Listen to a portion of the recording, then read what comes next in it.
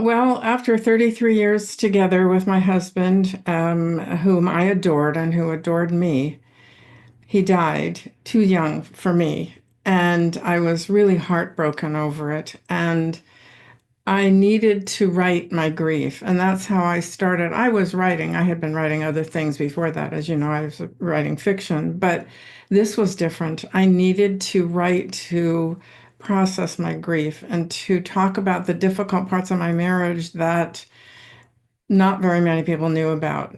Particularly, I didn't want to talk about it with people who knew him. I wanted to protect him. And so I carried this unpleasant aspect of our relationship with me in a private way for many, many years.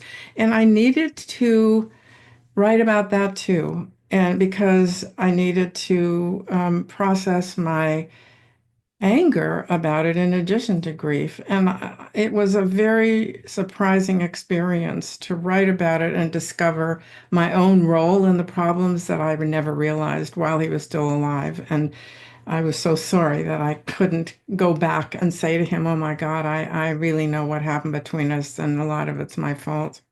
Mm, Um, well, but the one thing I want to say is that I was concerned about releasing this into the world and my former clients and patients thinking, "Oh my God, I had no idea what was going on with her. We're fine compared to that."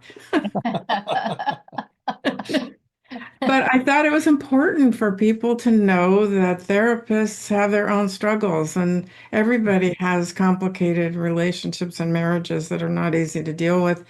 And I had things I wanted to say, particularly about shame, sexual shame, and for women, particularly to be better at advocating for themselves, because even though all of the women's movement over the last 50 years has produced much more advocacy, self-advocacy from women, when it comes to their primary relationship, that training of being pleasing and being accommodating is still there.